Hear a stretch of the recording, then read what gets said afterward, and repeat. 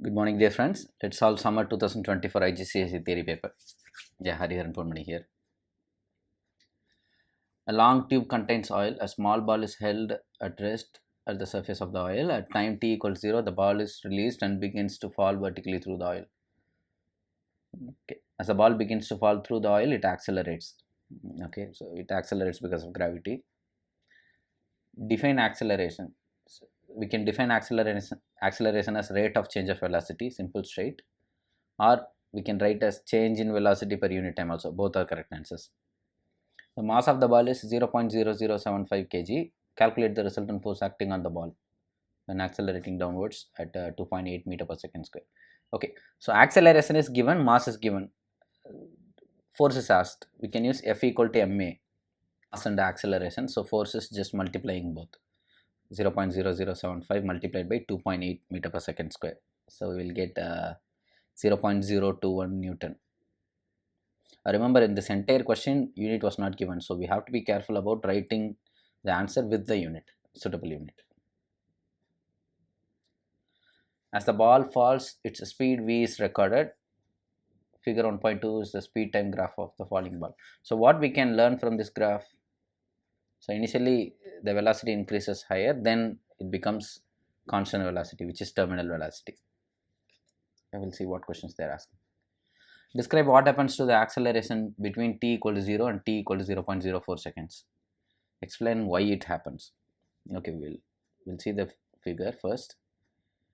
So we can cut this graph into three regions. So first, it accelerates with constant acceleration, so the velocity increasing. So this is this region. Initially the ball accelerates due to gravity, and then as velocity increases, the resistive force also increases. So velocity increase, the amount of increase in velocity starts to decrease. So this is the second region. As the velocity increases, the resistive force also increase, hence acceleration decreases. At somewhere near 0.03, it becomes 0. The acceleration becomes 0 because the acceleration due to gravity, the force due to gravity is equal and opposite to the resistive force. So no acceleration, constant velocity. So we will call it as terminal velocity. By drawing a tangent on figure 1.2, determine value of the acceleration of the ball at t equal to 0.01. Again we will take the graph. First we will mark 0.010. Okay, and then we have to find the tangent. So we will draw a line. We can take any point to find tangent, y2 minus y1 divided by x2 minus x1, but which is easy for us to calculate is taking both end. So we have the first point, x value is 0, y value is 0.022, and then second point, x value is 0.25, y value is 0.06. Easy to find. Okay, so we are taking these 2 points. We know that the gradient m is gradient y2 minus y1 divided by x2 minus x1. So if we do the math, then we are getting 1.52 meter per second square. Okay, remember how the unit comes. Y-axis unit is meter per second divided by x-axis unit is second. So it's meter per second square. So it becomes acceleration. So in marking scheme, it's given just the range. So anywhere between 1.2 and 1.8 meter per second square. So it's fine. It will do it. Figure 2.1 shows two identical trolleys P and Q held at rest on a frictionless horizontal surface. A load is fixed to trolley P. So okay, so we have equal mass trolleys, but one has 1.5 kg extra load. So there is a compressed spring between trolley P and trolley Q. The trolleys are released. A spring extends. It pushes the. Of course, what's happening here is two trolleys are here. One trolley have extra mass, and then there's a spring between them and it's compressed. Okay, as soon as we release the force, then it will push outwards. Trolley Q moves to the right at constant speed of 0.36 meter per second. The mass of each trolley is 1.2. Okay, this is already given. Spring has negligible mass. What's the question? Calculate the speed at which the trolley P moves to the left. Okay, so we'll see the image. So we have information that the P is moving left, whose velocity we have to find. It has mass of 1.2, the trolley mass, also additional mass of 1.5, the load. Q moves to the right with a velocity of 0.36 meter per second, and it has mass of 1.2. So we have to use the concept of momentum, conservation of momentum. What's left side is what's right side.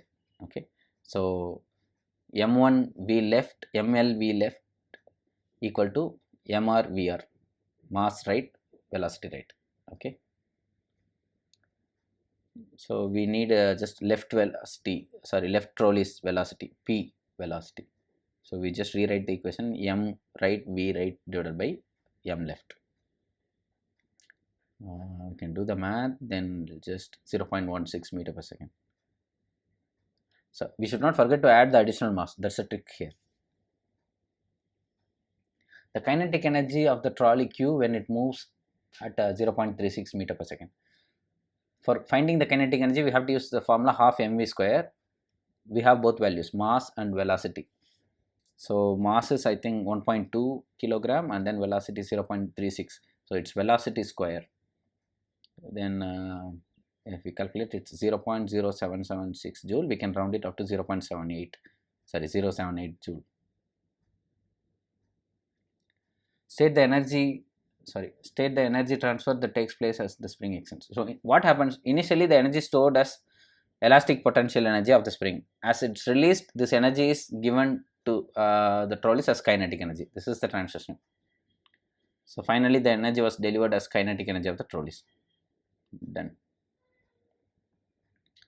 Shows a small block of ice floating in a beaker of warm water. State one way in which the motion of the particles ice differs from the motion of the particles in water. So in ice it's frozen, so particles will vibrate about a fixed axis. In liquid they'll move throughout the liquid. This is the difference. Whether it's just one mark, but we can elaborate. Particles in the ice vibrate about fixed position. Particles in the water moves through the water. It should be throughout the water. That's fine. Energy is transferred from the water to the block of the ice. State the name of the thermal process that transfers energy from water to the ice.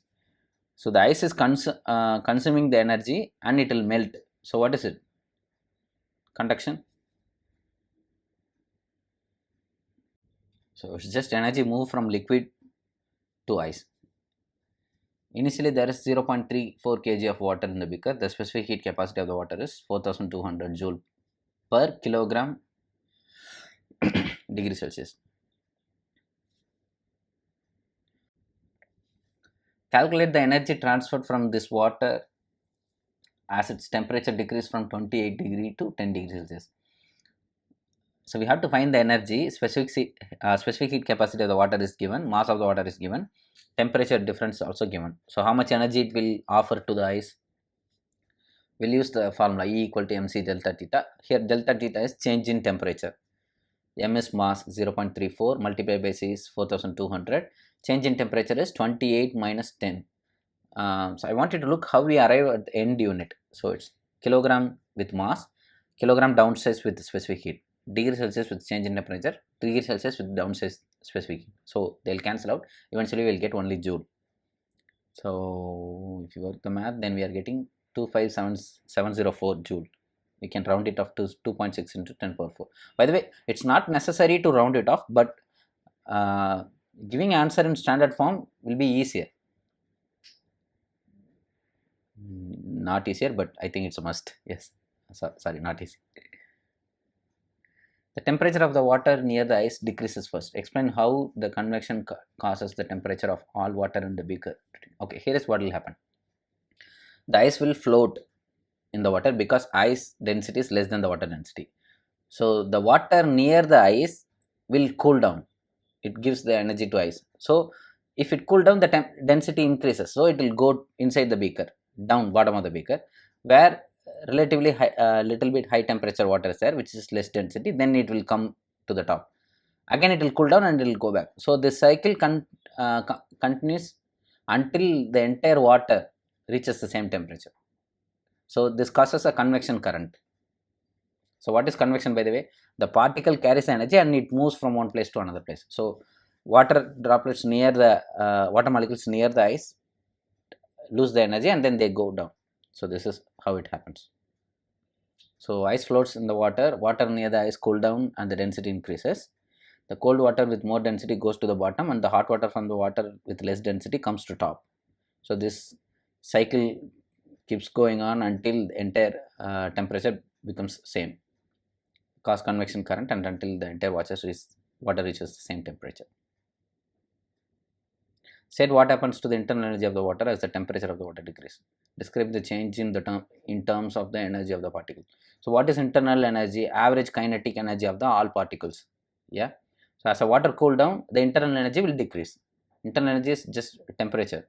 If temperature decreases, internal energy is going to decrease. Temperature decrease in internal energy, meaning that the average kinetic energy of the particles are decreased. Decreases. Yes.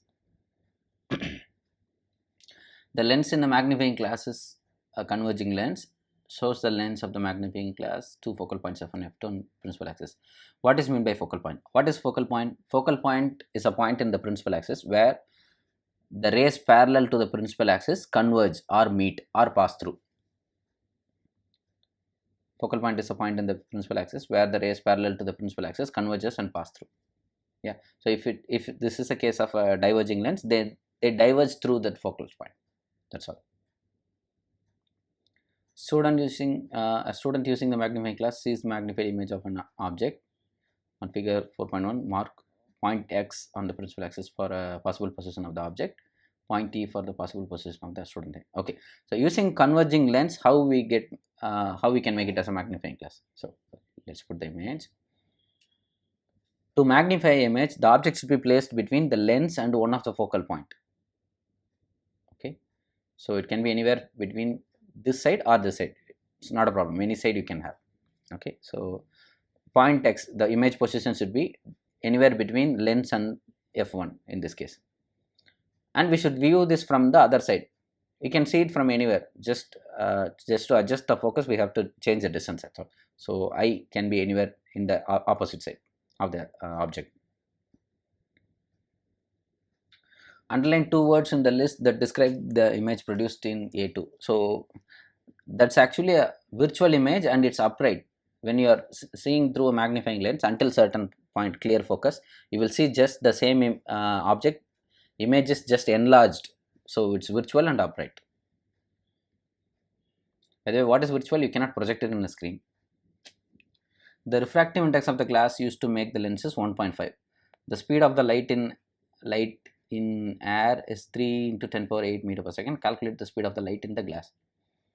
So we know that refractive index can be calculated using two formulas. One is speed in the air divided by speed in that particular medium, or 1 by sin c critical. So we are not going to use that formula here. Speed in the air divided by speed in the medium. So c is speed in the air and vg is velocity in the glass in that particular medium. So we just want velocity in the glass. So I am rewriting the equation. So if we do the math, 3 into 10 power 8 meter per second by 1.5. So 2 into 10 power 8 meter per second. That's the answer. State what happens to the wavelength of the light as it passes into the lens. Okay, so what happens when refraction happens? Okay, I want you to remember that when refraction happens, or when light enter from one medium to another medium, the one thing does not change is frequency. Okay, so question can be asked, if frequency cannot be changed, then how other quantity can change? Okay, we know that V is f lambda. The frequency cannot change. Okay, so it's a constant. What if we remove the constant? Then V is proportional to lambda. Okay, the combination of velocity and the lambda will change to accommodate the frequency does not change. So, not changing frequency. Yes. So if velocity decreases, as we have seen earlier, so the wavelength should also decrease. Converging lenses are used in spectacles to correct one problem with vision. State the name of the problem and explain how converging lens is used to correct it. You may draw a diagram. Okay, so name of the problem is so long sightedness. So we cannot see the object in the long. Okay, how we can correct? For example, this is normal eye, and this particular piece in the middle is natural lens, and the rays do not focal at the retina. You can see that focus on the retina. You can see that the ray actually converges beyond the retina. So this is long sightedness. How we can fix this? We can introduce artificial lens just front of the natural lens, so that the combined focal point is shorter than the actual focal point of the eye lens. So this will help to focus on the retina. Of course, this will depend on each person's eye and what's their focal point. Okay, but general idea is this. So rays from the distance do not focus on the retina to form a clear image. A converging lens is inserted. The combined lens have shorter focal length, so that it exactly focuses the rays in the retina, so we can see it clearly. Describe how a longitudinal wave differs from transverse wave. So you can give multiple options. One is longitudinal wave, the oscillations occurs parallel to the direction of propagation. Transverse, the oscillation occurs perpendicular to the direction of propagation. This is one difference. Or we can give longitudinal wave consists of compression and rarefaction. Transverse wave consists of crescent straws. Or longitudinal needs medium to travel. Transverse not always require medium to travel. Longitudinal wave cannot be polarized. Transverse wave can be polarized. So you can give any difference. It's fine. Figure 5.1 represents a seismic wave produced by an earthquake. State whether this seismic wave is a P wave or an S wave. Just wave choice. Okay. So earthquake wave, there are two types of earthquake waves in reality. Okay. So it can be P wave or S wave. It can be longitudinal or transverse. So what is the difference is, in this particular case, it's a longitudinal wave because we are seeing compressions and rarefactions. So this is a longitudinal wave. So general information is, let's say that tsunami is there. Usually in a small pond,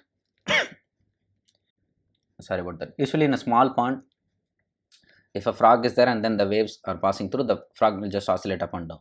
But when a tsunami comes, that it just pushes everything on its path. So in the second case, the oscillation is parallel to the direction of propagation. In the first case, it was perpendicular to the direction of propagation. Case, this is evident that this is a P wave because given is a longitudinal wave. P waves are longitudinal waves and S waves are transverse waves. This information is worth remembering. Why we are saying it's a longitudinal wave? Because it has compressions and rarefactions. The wave represented in figure 5.1 has wavelength of 1.2 into 10 power 4 meter. Calculate the actual distance between point J and point K. Okay, so we'll have the image.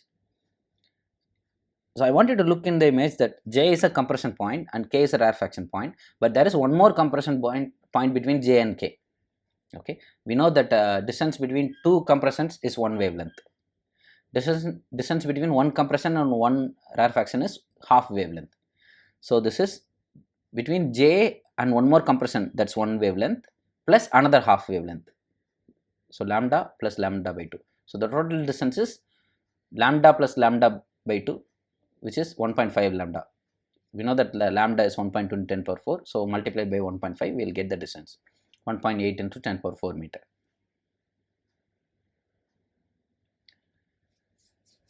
The wave in 2 travels through a ground at speed of 4600 meter per second. As the wave passes a certain point, the ground completes 5 oscillations. Calculate the time that it takes for the wave to pass. Show your working. Okay. So we have two information. One, speed of the wave. Second, it completes 5 oscillations. So 5 oscillation means 5 full wave has passed. Okay, we know that V is f lambda. From this we can find the frequency. Why we are interested in frequency? Because we want the time period. That is just 1 by f. So first we will find the frequency, velocity by lambda. So 4600 divided by 1.2 into 10 power 4, which is 0.383 hertz. 1 by frequency is time period, which is 2610 seconds. Okay, then we have to find the time 5 full cycles. So 5 into 2.161, which is 13.05 seconds. Okay, so you can directly calculate this by doing lambda by V, because 1 by f is t. If f is v by lambda, then t will be just lambda by v. Figure 6.1 shows an isolated metal sphere suspended by an insulating thread from the ceiling. The sphere is negatively charged. Okay. The charge on the sphere produces an electric field in the surroundings. State what is meant by electric field. What is electric field? A region where an electric charge experiences force. That's all. But the same definition you will be giving in AS or A level, that is where a unit positive charge experiences a force. That you just remember, okay? Because our test charge is unit positive charge in AS and A level. By the way, the field line is nothing but the direction in which a unit positive charge will move. Worth remembering. Draw on figure 6.1 to show the pattern and direction of the electric field produced by the charge on the sphere. Draw at least 4 lines. Okay.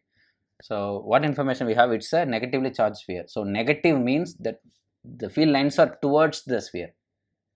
Okay. And it's radial because it's a sphere. You can consider this as a point charge. So it will look like this. 2 information we have to observe here. One, the field lines are evenly spaced. It's not concentrated at one end and it's refracted in the other end. Okay, so it's evenly spaced and the direction is towards the sphere. Then 2, there is no field line inside the sphere. Okay, so that mistake we should not make. Inside the figure, we should not draw that field line. Okay. The magnitude of the charge on the sphere is 3.5 into 10 power minus 10 coulomb. An earth metal wire is touched against the surface of the sphere and the sphere is discharged. So what happened in the wire as the sphere is discharged?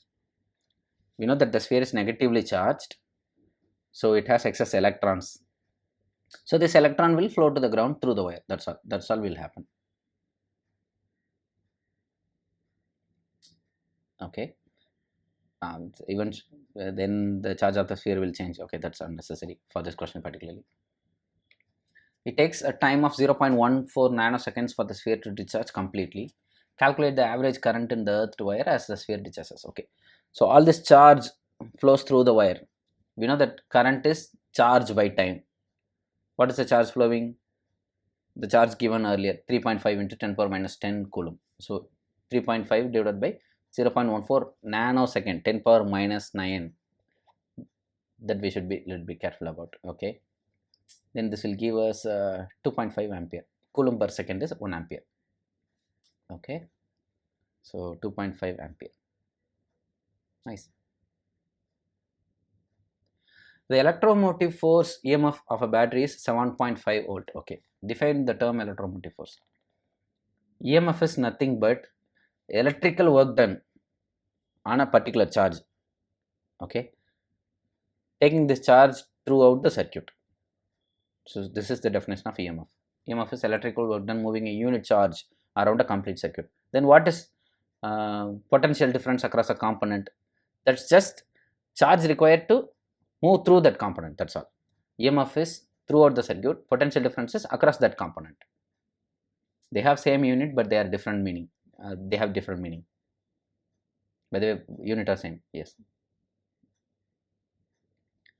The battery is connected in series with a variable resistor and a 30 ohm resistor. The battery is made using 1.5 volt cells. Draw a circuit diagram that shows all the 1.5 cells connected to produce an EMF of 7.5 volt, the variable resistor and the 30 ohm resistor. Okay. So first we have to produce 7.5 volt using 1.5 volt cell. Okay. How many cells we should have? If we stack 5 1.5 cells in series, then they'll add up to give 7.5 volt. Okay, so one battery is 1.5, so 5 battery will give 7.5. Remember this, remember the polarity. Okay, so it's plus minus plus minus plus minus. If you take plus minus and then again minus plus, then they'll cancel out each other. So this all should be in same direction, plus minus plus minus plus minus. Okay, so we have 7.5 volt, and then what else we should have? A variable resistor. What is the symbol of variable resistor? This is a symbol of variable resistor. Okay, and then 30 ohm resistor. This is a fixed resistor, so symbol is this, and then you can just write 30 ohm. What else? You can just connect this in series circuit. Okay, I might have throw a switch here, but no problem.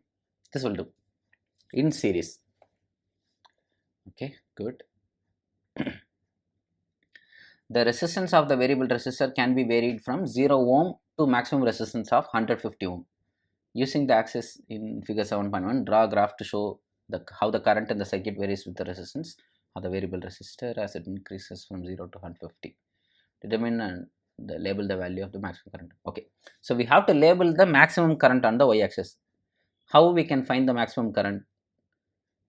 We know that the current,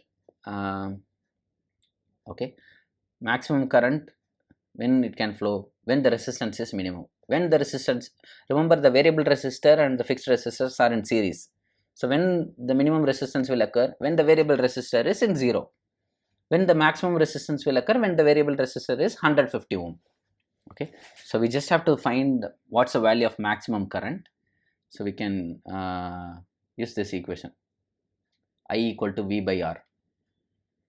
So when resistance is minimum, current is maximum. So when resistance is minimum, resistance value is just 30 ohm.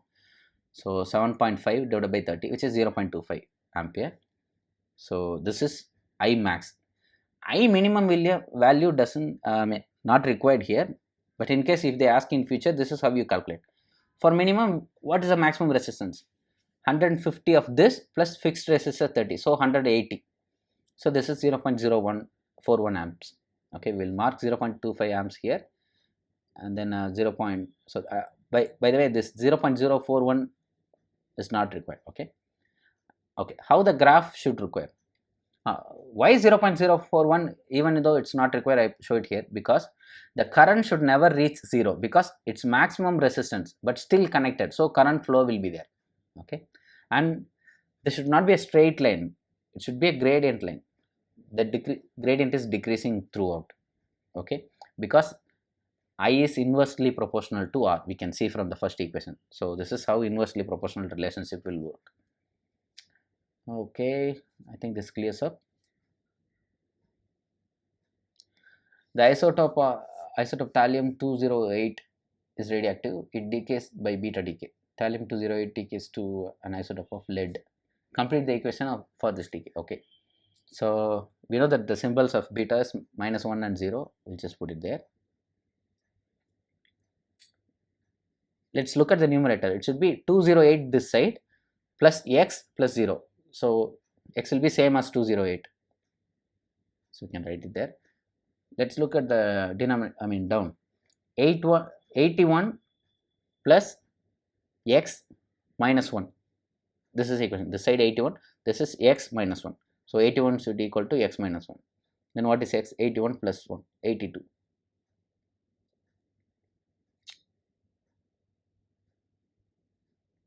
The beta emission of thallium-208 is accompanied by alpha emission from the nucleus.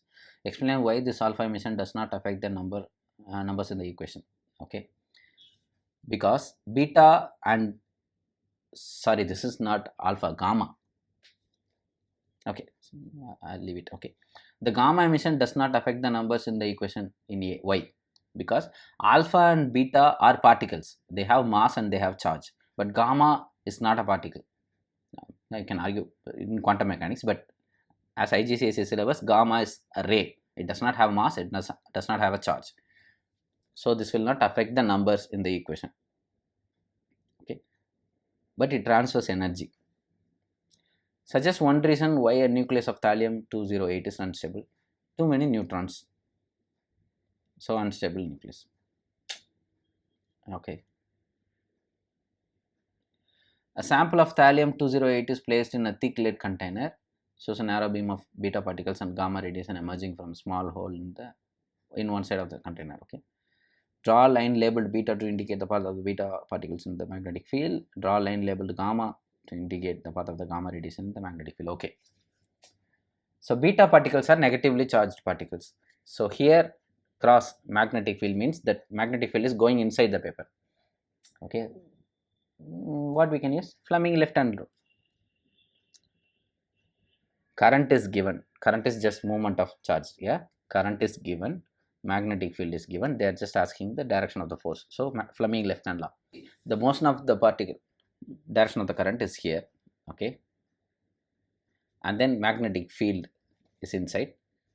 So this is the current. So it will flow this direction. So the beta particle will go down. So it will look like this. Okay. How about gamma? So gamma ray doesn't have charge, so it's not deviated by the magnetic field. So it'll just go straight.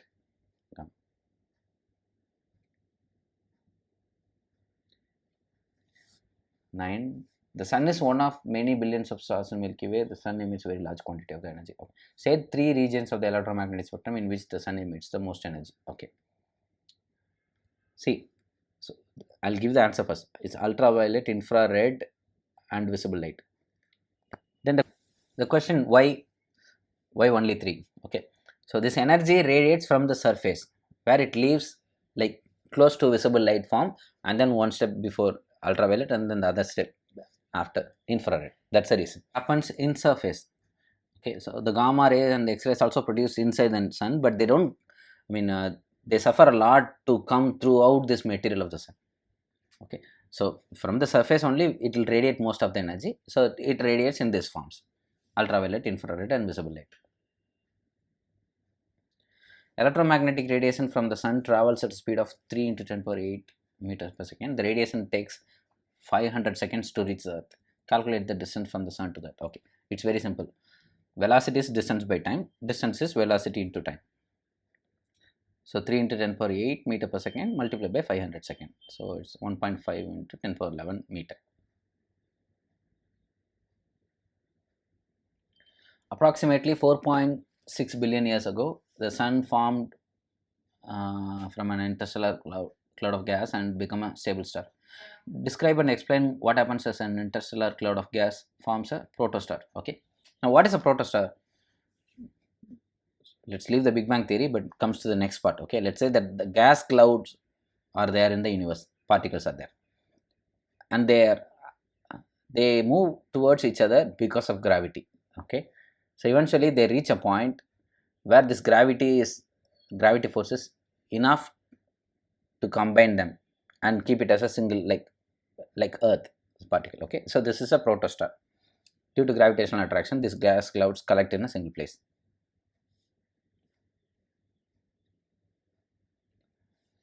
Okay, so as the particles comes together, their density increases and the temperature increases to become a protostar. Describe and explain what happens to a protostar becomes a stable star. Okay, so when it can become a stable star is this gravitational push inwards pull is enough to cause a nuclear reaction. This pressure and temperature is enough to cause a nuclear reaction where the fusion happens, and then this fusion will give some energy. This will push the star and the materials outward. So these two should balance: the gravitational pull towards inside, and then the temperature and pressure push outward because of nuclear reaction. So gravitational and nuclear reaction, they should balance each other. Then it becomes a stable star. By the way, you should watch Interstellar movie. They explain this in the early discussions of the class in Oppenheimer. Yep. Yeah, maybe I'll explain one more time. Gas cloud is there. Due to gravitational pull, they accumulate, and after some time the mass is heavy, so it's dense enough, and then the temperature is enough to start a fusion reaction. Then this fusion reaction will push outward. The gravitation will pull inward. So these two should balance to become a star, stable star. Yeah, I think that's it. Bye. See you in some other video.